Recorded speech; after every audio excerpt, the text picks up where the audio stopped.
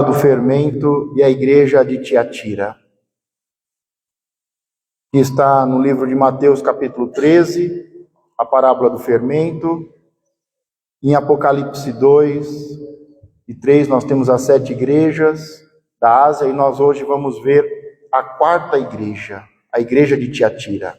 A parábola do fermento e a igreja de Tiatira. Abra em Mateus 13, 33. Mas antes de nós lermos a parábola, quero fazer uma pergunta. A parábola hoje ela é tão pequenininha que é apenas um versículo. É bem pequena. Mas eu quero fazer uma pergunta primeiro para os irmãos. E nós tivemos já 3 parábolas e 3 igrejas. E nós lemos o texto que fala sobre o campo. E eu falei que o campo é o mundo. Quantos lembram disso? Então diga, o campo é? O campo é o mundo. Você tem certeza disso?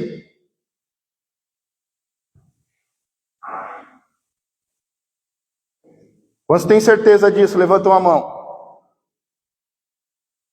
Por que você tem certeza disso? Já temos esse nível de confiança já? Então o que eu falar está falado?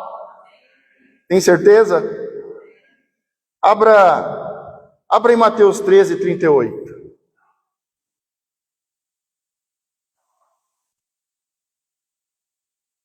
Está lendo aí? Mateus 13, 38, o que diz aí? Então, 2 coisas importantes. O pastor ensinou certo, ele não errou, ele não se equivocou, ele não inventou nada, e está na Bíblia. Amém?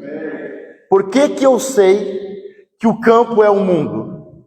Porque está na Bíblia. E além de estar na Bíblia, foi Jesus que ensinou. Então que eu seja um canal de bênção para você, que eu possa te ensinar muitas coisas, mas saiba que para você entender o Novo Testamento, eu vou dar uma dica para você. Tem alguns livros que você deve ler para entender o Novo Testamento. Pergunta, que livros são esses, pastor? São os livros do Antigo Testamento. Ok?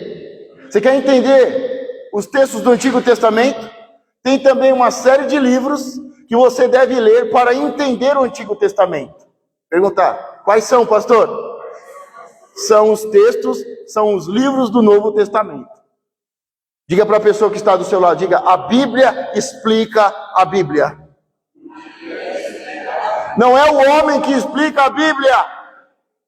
Não é a ciência que explica a Bíblia. E também não é a fé que explica a Bíblia. O que explica a Bíblia é a Bíblia. Para você entender a palavra de Deus, é a palavra de Deus. Amém? Então, está escrito. Por que eu sei que o campo é o mundo? Porque em Mateus 13, 38, está escrito, o campo é o mundo. É simples assim. Simples assim. Amém? Então, se você quer aprender algo, você vai precisar de 2 coisas. Pergunta o que, pastor? Ler e paciência. Se você quer aprender a doutrina de Cristo, e andar com Cristo, e ser bem-sucedido em tudo, bem-aventurado em tudo, você vai precisar só de 2 coisas. Leitura com paciência. Ler com calma. Ler com paciência. Ler com atenção. Ver as vírgulas. Ver os S's. Ok? Mas e as teorias antigas? São válidas. Calvinismo é válido. Lutero é válido. Agostinho é válido. Mas elas não são a Bíblia. E elas tentam explicar a Bíblia dentro de uma visão e uma concepção e a maioria delas com 300, 400 anos atrás. Então, como é que eu vou seguir uma doutrina de 400, 500 anos atrás?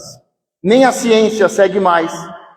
A ciência tem como base a antiguidade, a Grécia, os filósofos, tem como base o Renascimento, Iluminismo, Humanismo, o começo da ciência moderna.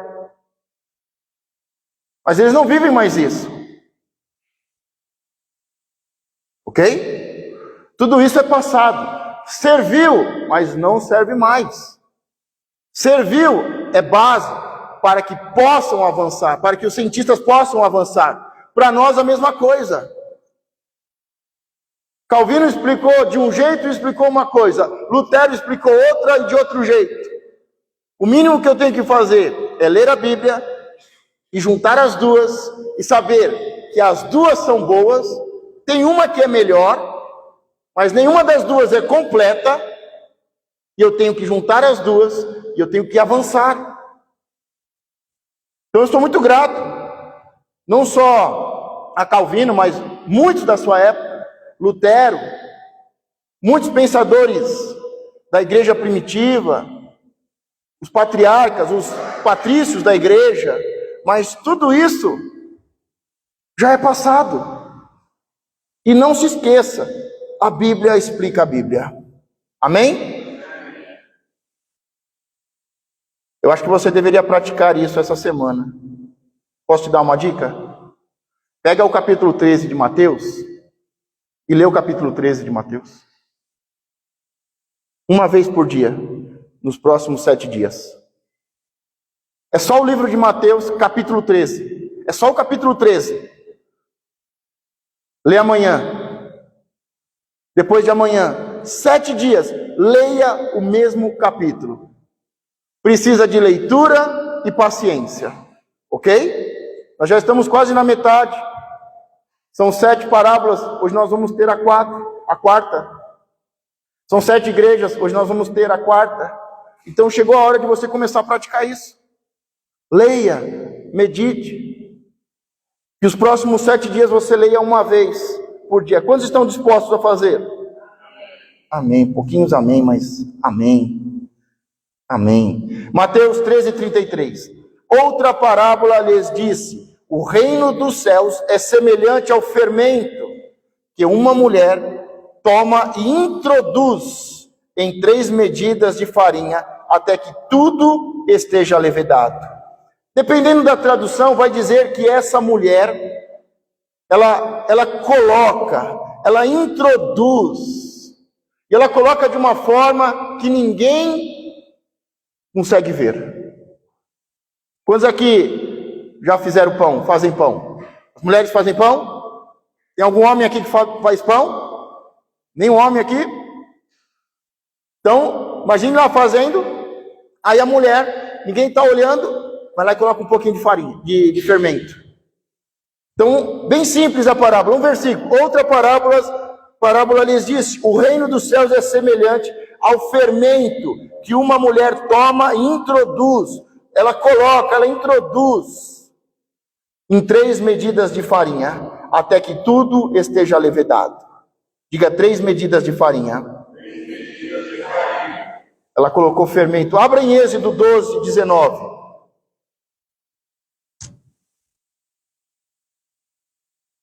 E nós estamos no Novo Testamento, está falando sobre uma mulher, e quando fala de mulher, fala de igreja,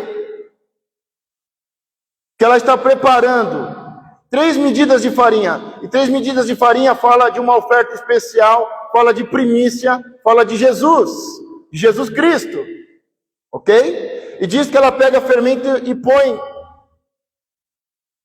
na massa. Em Êxodo 12:19 diz: por 7 dias não se ache nenhum fermento nas vossas casas, porque qualquer que comer pão levedado, aquela alma será cortada da congregação de Israel, assim o estrangeiro como o natural da terra.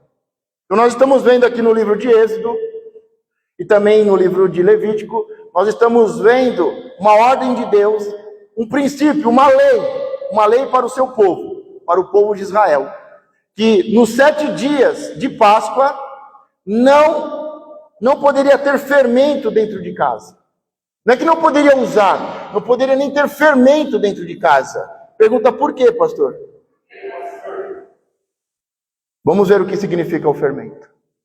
Porque na época da Páscoa, que representa Cristo, o Cordeiro Pascual, o Cordeiro que tira o pecado do mundo, lá para Israel, nesses dias de Páscoa, que tinha o sacrifício e tinha o banquete, a ceia, não podia ter fermento dentro de casa. Vamos lá para 1 Coríntios 5, 6 e 8. 1 Coríntios, do 6 ao 8.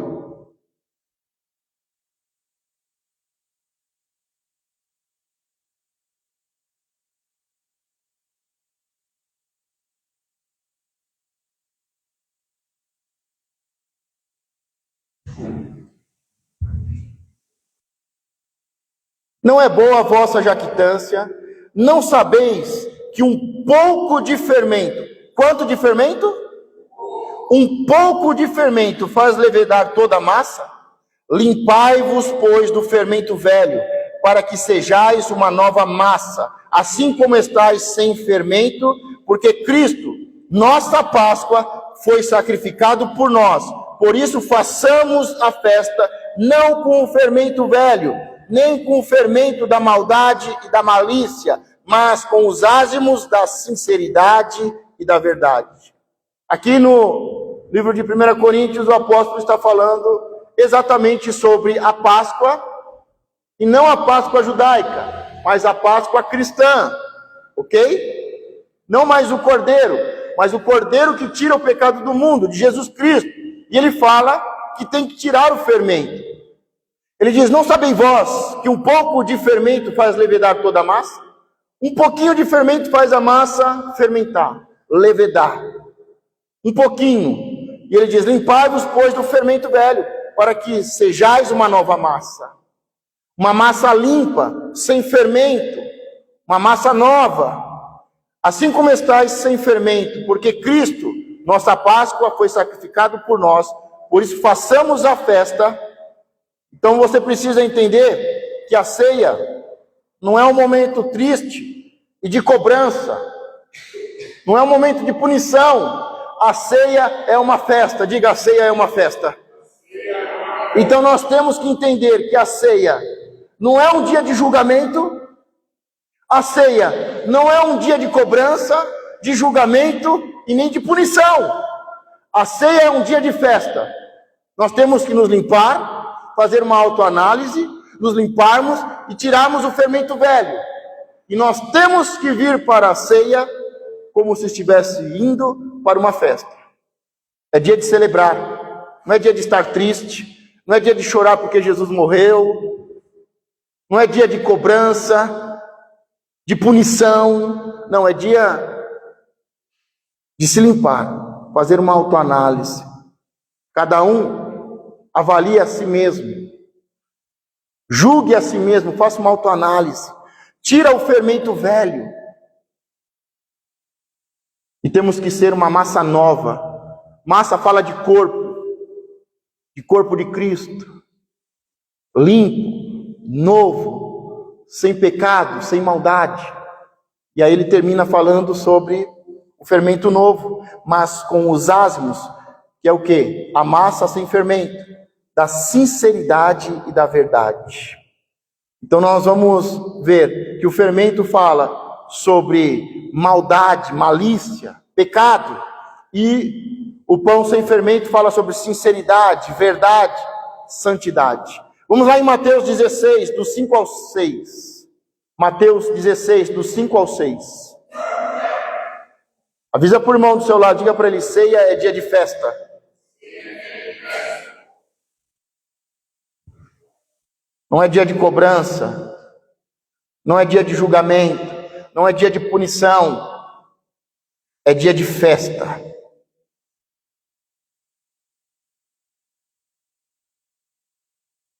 Nós vimos que mesmo lá na lei antiga, que era para o povo hebreu, se tivesse fermento, fosse povo hebreu ou fosse estrangeiro, seria cortado do povo, seria tirado do povo. Então, mesmo lá no tempo da lei, para o povo de Deus, para o povo hebreu, também essa lei valia para o estrangeiro que estivesse junto com eles, vivendo com eles. Se fosse encontrado fermento nos dias de Páscoa, fosse ele hebreu ou estrangeiro, ele seria tirado, cortado da massa do povo. Ou seja, não seria povo de Deus, não seria abençoado. Mateus 16, 5 ao 6, é esse? E passando os seus discípulos para o outro lado, tinham se esquecido de trazer pão. E Jesus disse-lhes: adverti e acautelai-vos do fermento dos fariseus e saduceus. Diga, cuidado. Fala para a pessoa que está do seu lado, diga para ela, cuidado com o fermento. Jesus, ele multiplicou pães uma vez, e depois ele multiplicou de novo. A primeira vez que ele multiplicou pães, tinha menos pães, tinha menos peixes, só que ele multiplicou muito mais e alimentou muito mais pessoas. Na segunda vez, tinha mais peixes. Ele multiplicou, só que teve menos multiplicação e tinha menos pessoas. E Jesus, ele vai falar,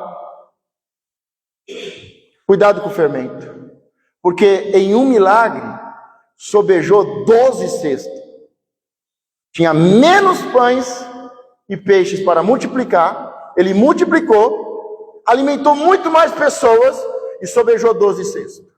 Na segunda vez, o milagre aconteceu, só que tinha mais peixes, teve menos multiplicação, menos pessoas para comer e sobejou 7 cestos. Depois dessas duas vezes, desses 2 milagres da multiplicação, ele fala para os discípulos, cuidado com o fermento do fariseu. E os discípulos estão pensando assim, ele está falando isso porque a gente não trouxe pão. Não, na verdade, é que os discípulos, eles tinham pão. Eles tinham 12 cestos. Eles tinham 7 cestos. Mas o fermento vai levedando a massa e vai diminuindo os milagres.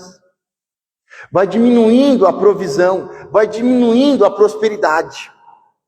Quanto mais fermento, menos prosperidade.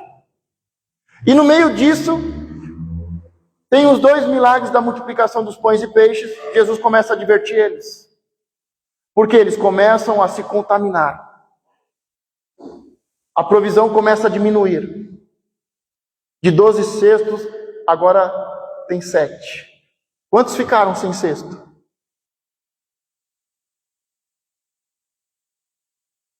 Conta nos dedos aí, ajuda aí as crianças.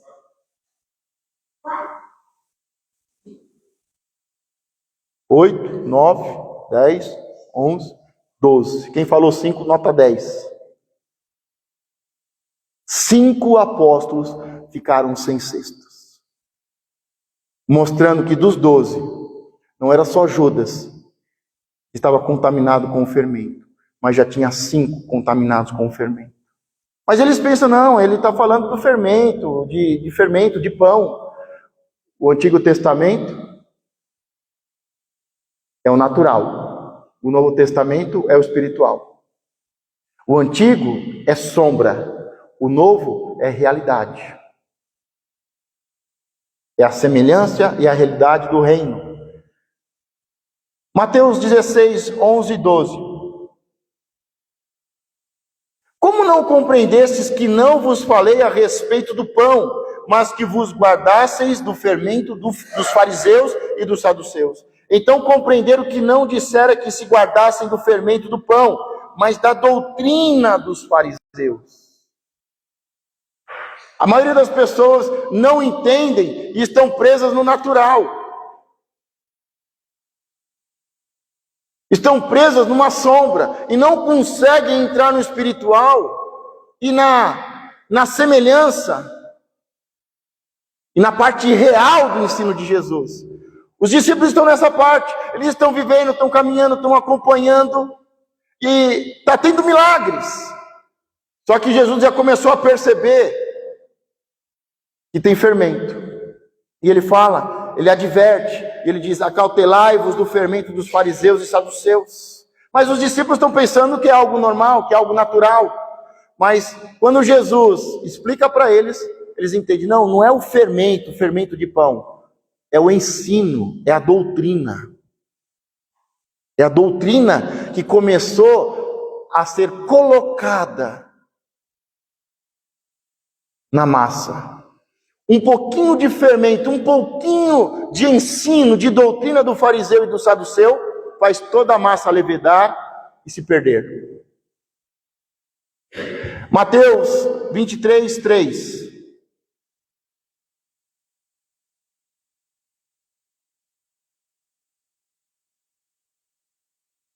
Jesus adverte, fala para eles tomarem cuidado, mas agora em Mateus 23, 3, todas as coisas, pois, que vos disserem, que observai-as e fazei-as, mas não procedeis em conformidade com as suas obras, porque dizem e não fazem.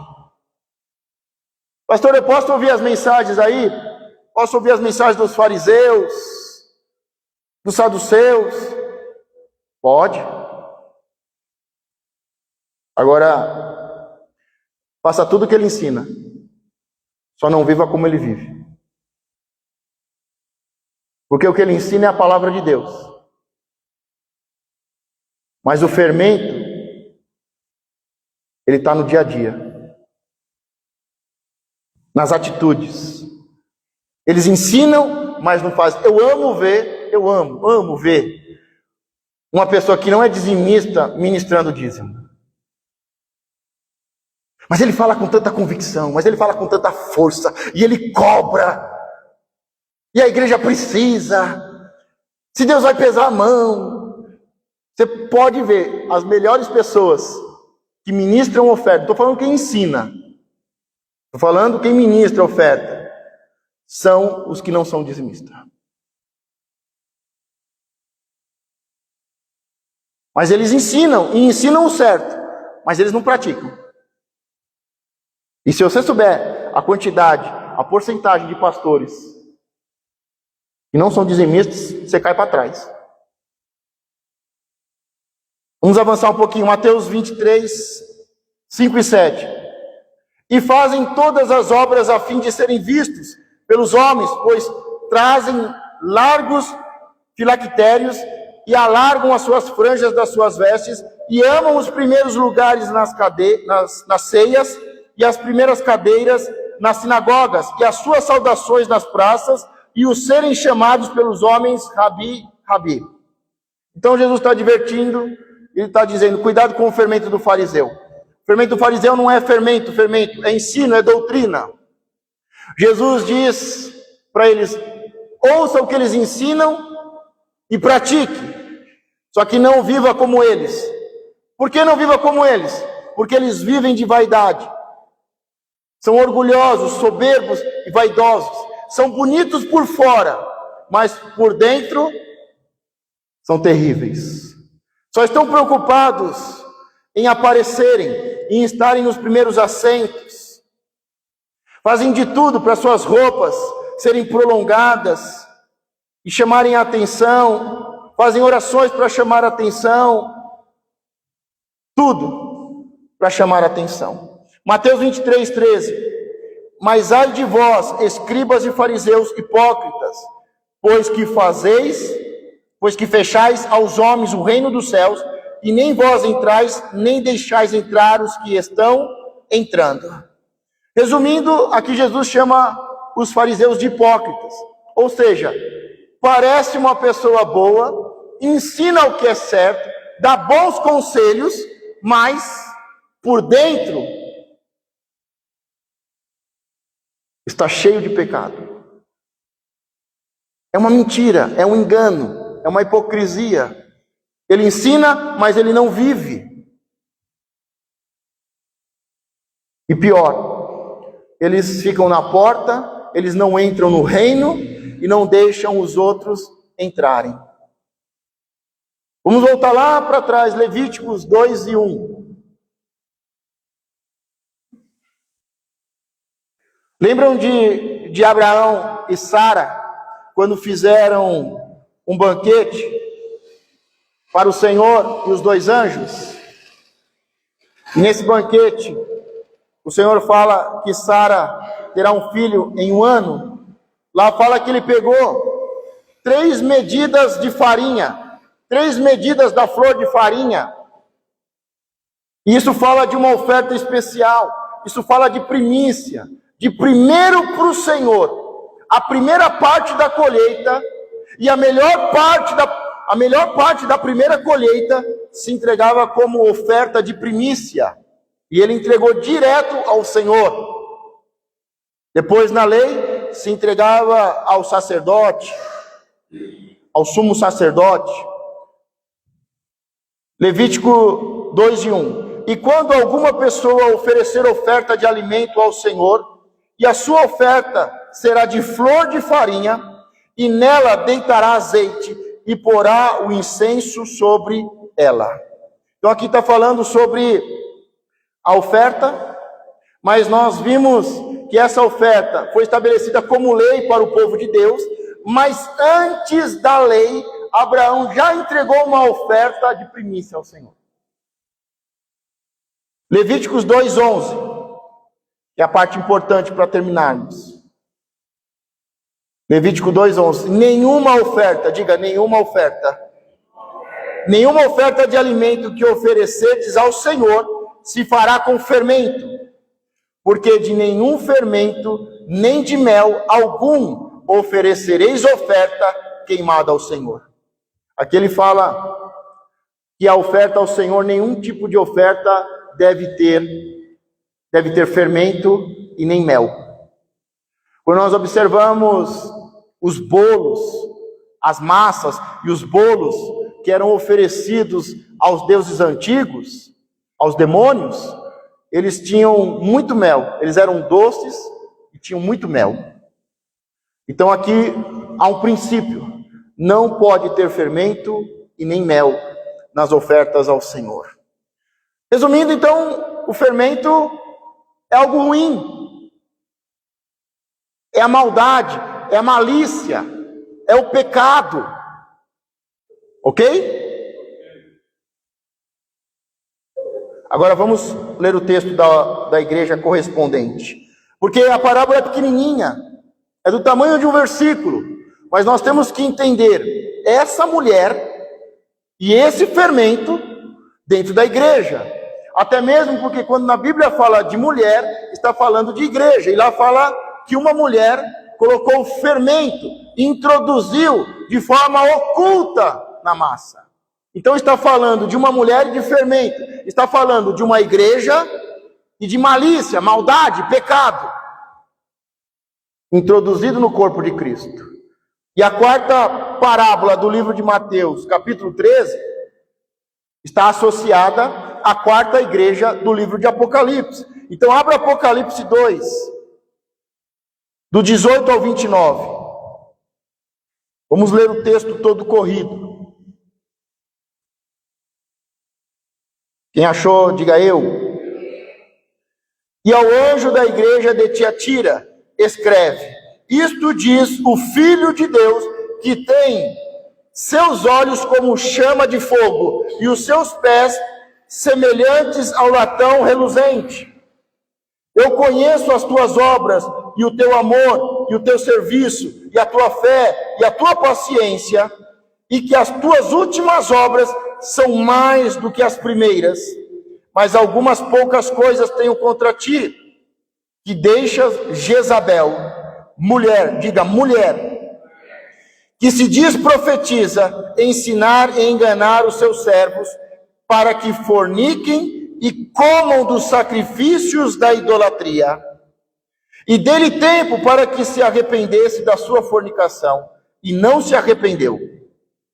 Eis que a porei numa cama, e sobre os que adulteram com ela virá grande tribulação, se não se arrependerem das suas obras.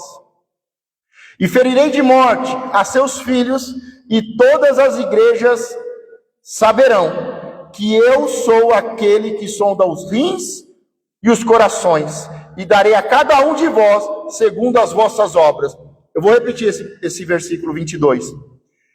E ferirei de morte a seus filhos, e todas as igrejas saberão que eu sou aquele que sonda os rins e os corações, e darei a cada um de vós segundo as vossas obras. Mas eu vos digo a vós e aos restantes que estão em Tiatira, a todos quantos não têm esta doutrina. Que doutrina é essa? A doutrina da mulher, a doutrina de Jezabel, que não tem o quê? A doutrina do fariseu e do saduceu, que não tem a maldade, a malícia, que não tem o pecado da fornicação e da idolatria. Mas o que 24, mas eu vos digo a vós e aos restantes que estão em Tiatira, a todos quantos não têm esta doutrina e não conheceram, como dizem, as profundezas de Satanás, que outra carga vos não porei, mas o que tendes, retenham até que eu venha, e ao que vencer. Vencer o quê? Essa mulher, esse fermento, a doutrina do fariseu, do saduceu, a maldade, a malícia, o pecado, a fornicação e a idolatria. E ao que vencer e guardar até o fim as minhas obras, eu lhe darei poder sobre as nações. E com vara de ferro as regerá, e serão quebradas como vasos de oleiro, como também recebi de meu Pai. E dar-lhe-ei a estrela da manhã. Quem tem ouvidos, ouça o que o Espírito diz às igrejas. Tiatira significa sacrifício aromático ou sacrifício incessante. Quando nós olhamos a igreja anterior da semana passada, nós vimos que aquele grão de mostarda, aquela hortaliça se tornou uma grande árvore, e vieram as aves e entraram debaixo dela. Ela começa a se corromper, e essa corrupção levou a quarta igreja, que é a igreja de Tiatira. Quando pegamos dentro do texto histórico, dentro do momento histórico, nós vemos que é o período em que nasce a igreja católica romana. Amém? Então estamos falando dessa igreja e das igrejas que estão associadas a ela. Nós vemos isso dentro dessa igreja, mas ao mesmo tempo vemos pessoas lá que mantêm a obra do Senhor. Porque tem um nome maior do que Jezabel. Tem um nome maior do que a rainha dos céus. Tem um nome maior do que Maria, mãe de Deus. Tem um nome maior do que de Calvino. Tem um nome maior do que Lutero, do que Agostinho, do que qualquer pensador. E é o nome de Jesus. Então, Tiatira significa sacrifícios aromático ou sacrifício incessante. Dentro do texto histórico, do momento histórico, estamos falando em especial da Igreja Católica, que teve uma grande mudança, se tornou uma grande árvore, entraram, e agora quem reina é Jezabel. Não é profetisa, mas ela se diz profetisa. Não é a mãe de Deus, mas se diz mãe de Deus. Ao lidar com a igreja mundana, a igreja de Pérgamo, o Senhor referiu-se a si mesmo como aquele que tem a espada afiada de 2 gumes. Lembra a semana passada? Quando ele vai fazer a carta, a introdução, ele fala quem está falando. E ele fala que é aquele que tem a espada de 2 gumes. Lembra a espada de dois gumes que separa? Mas agora, ao lidar com a igreja apóstata, a igreja em Tiatira, ele referiu-se a si mesmo como aquele que tem os olhos como chama de fogo e os pés semelhantes ao bronze reluzente. A igreja mundana precisa do tratamento da palavra que fere e que mata, enquanto a igreja apóstata precisa do juízo, os seus olhos e dos seus pés que pisam. Então, na igreja anterior, precisa o quê? Quando começou, da palavra, que separa, que fere e que mata. Mas agora, na quarta igreja de Tiatira, ele se apresenta com os olhos de fogo e com os pés reluzentes, bronze reluzente. E isso fala sobre julgamento e condenação.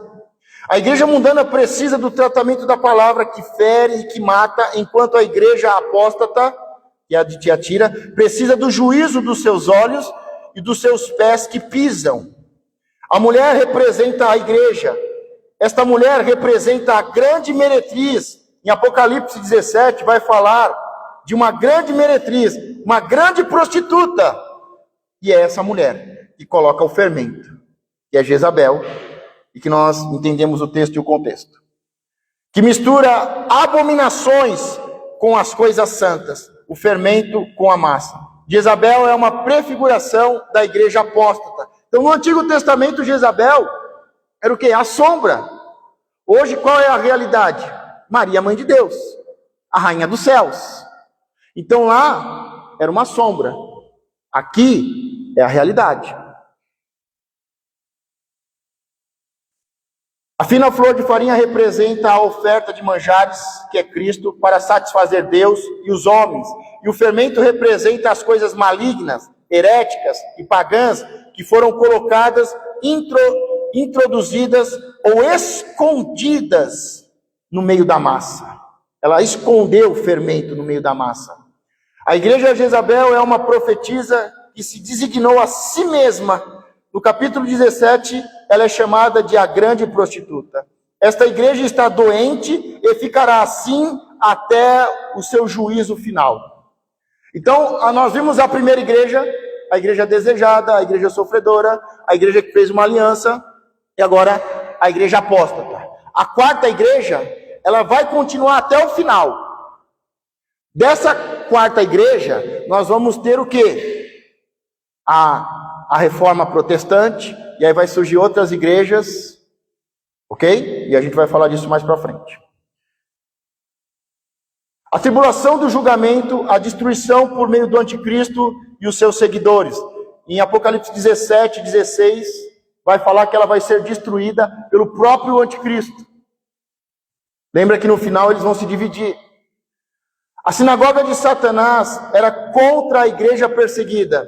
Na igreja anterior, havia uma sinagoga de Satanás. A sinagoga de Satanás era contra a igreja perseguida, sofredora. A igreja em Esmirna, 2:9, nós vemos o que? A sinagoga de Satanás perseguindo. Mas e agora?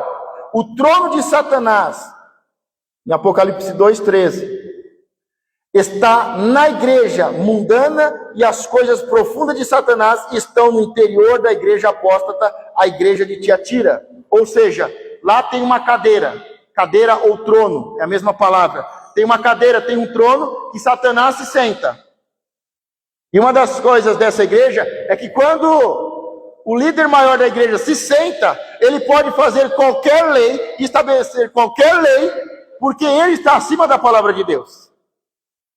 Enquanto que, com a reforma, só a Escritura. Ninguém está acima da palavra de Deus. Mas quando ele está sentado na cadeira, no seu trono, nessa igreja, ele estabelece qualquer lei, qualquer princípio, porque ele está acima. Lá o que eles dizem? A igreja está acima da palavra de Deus. Até mesmo porque a igreja é que fez a palavra de Deus.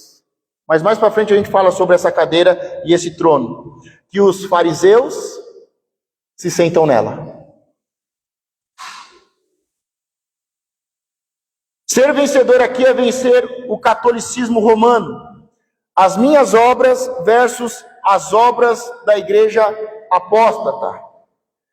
Reinar com Cristo no reino milenar é para os vencedores, para os que venceram o cristianismo degradado. A primeira manifestação de Cristo foi aos magos, que viram a estrela de Cristo. Na segunda vinda de Cristo, na sua segunda manifestação, ele será a estrela da manhã para os seus vencedores. Para todos os outros, ele aparecerá como o sol, como está em Malaquias 2:4. Então aqui fala que quando Jesus veio a primeira vez, teve a estrela de Belém. Mas Jesus vai voltar e todos vão ver ele como o sol da justiça. Mas os vencedores vão ver ele como a estrela da manhã. Se coloque de pé.